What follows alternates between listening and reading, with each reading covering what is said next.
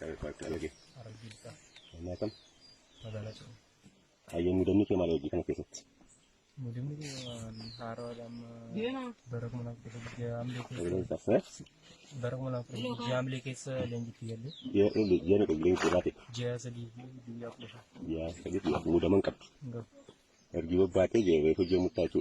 eh Bahkan kalau terjadi, ende membane itu lah. amma bane gi university ni dum tenye Itu yang kawan ukasi yang kau tu setahun teh. asikaw Takkan ukasnya cur.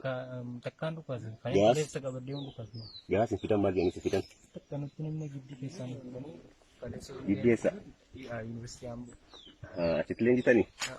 Ola iti lenji ni achi ege lenji tumurre no ebiseni achi nfure university ambon kuda Iya. achi kesa jator bakaseni wanto ko information na singkam ni bibi kesa is gadi won kuli sani bibi mo kesa tenya kare sa ton ten engada saat ko ni mission tigan Kali semua Indonesia tiga Iya. kali semua dokter kuas. eh Kali semua dokter kawan. kaum Aja. Masih ni nak kentla tu orang nak ajar betul kita kentla gak ketemu. wan arji wan ni sila arjin begen arji jarla ya arjin mati ko betul Supaya kita tentu. pasti kita yang menarik di mana jadi rusa dari benda tu official juga di baik di kosme and di kami karena di dalam setan aku dah ini Aye, gapa kali sering kerja tidak orang ini cuma aku ni. Isim joli orang muda. iya Ini orang muda Jesus ni isim berpan beta. Baru aku orang muda cikesa kan kamu cuma kan kisah bang ini. Orang ni na naji bagian nama kalu nama Jesus.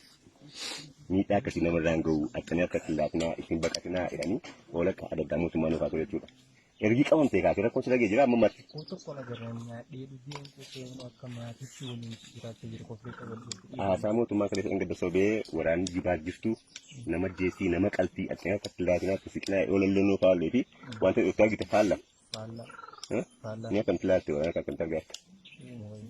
baliwan of itu kanan itu bahasa baliwan of itu kanan anak gay alan jalan ada tuh nih konsepnya Sodatia saat temu amang wanita sih gasar, sodatia saat temu ni kita saat. bila sudah itu ini itu yang aku tanya mau tujuan ini artinya yang seperti ini yang sini ini kan jiran mati kalau iya tuh jiran kamu fibran tuh nama jarak benar beda Karena mati warana kana dini lenji telo lumo kayak mati kesigas. ini